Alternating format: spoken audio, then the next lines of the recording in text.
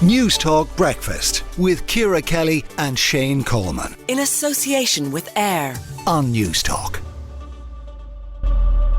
The Taoiseach Simon Harris has vowed to intervene to help an Irish woman who's been charged with attempted suicide and consuming alcohol in the UAE city of Dubai. The case of Tori Towey was raised in the Dáil yesterday.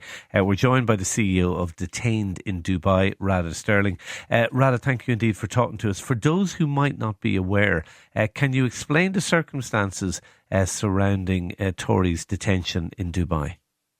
Yes, certainly. Tori moved out to Dubai last year to pursue an aviation career. She was working as cabin crew for Emirates Airlines, and she ended up marrying a South African man. Things went south very quickly, and he became physically abusive to her. She went to hospital and had severe injuries that people have no doubt seen from the photos. And then after that, there was another assault, and she broke free, ran up to the bathroom, and she woke up with paramedics and police over her, and she was taken to the police station and actually charged with attempted suicide and consuming alcohol. She's now being held.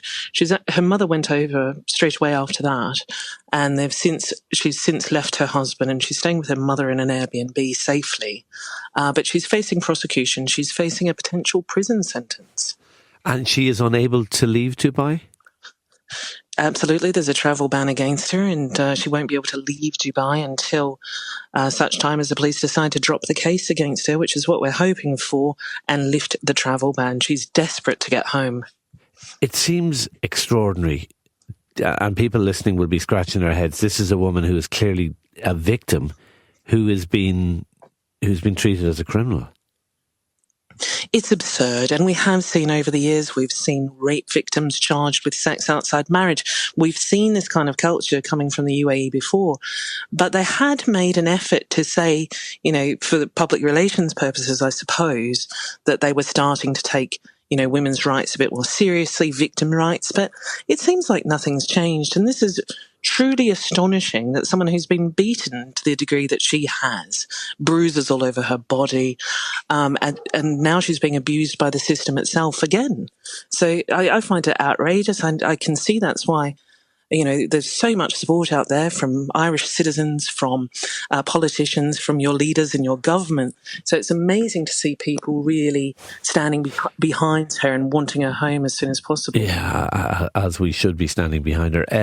Have you been speaking to Tori? How is she doing in the circumstances? Yes, I speak to her every day and get updates. She spoke to the island's ambassador last night, and hopefully they are stepping in to assist diplomatically, as they've assured her.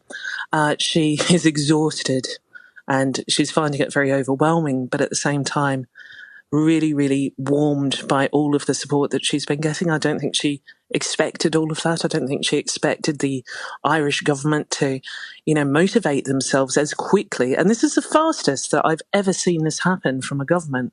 So I'm super impressed by Ireland's response just now.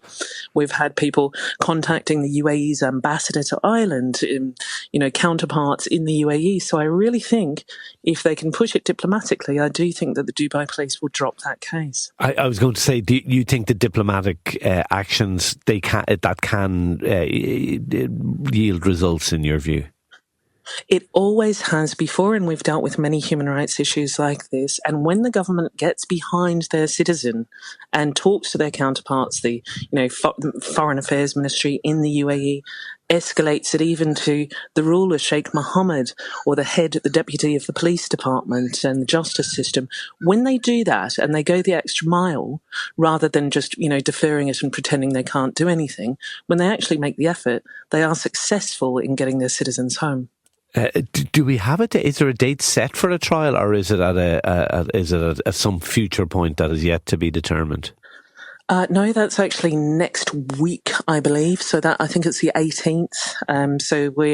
We're actually hoping that with all of this effort from the Irish government, that things might even happen before then, that there might be that diplomatic effort from Dubai to just come in and say, no, this is enough.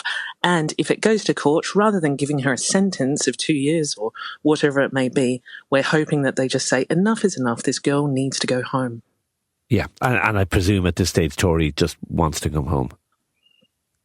Oh, she is very, very much looking forward to coming home and recovering from, what's been an extremely terrible, shocking year for her, in fact. So I think she needs to heal. She needs to be around friends and family and the safety of her country. Of course. Well, look, everybody in Ireland is thinking of her and rooting for her, and hopefully, as you say, the diplomatic action will yield very quick results, and she's back where she belongs as soon as possible. The CEO of Detained in Dubai, Radha Stirling, thank you indeed for talking to Newstalk Breakfast this morning.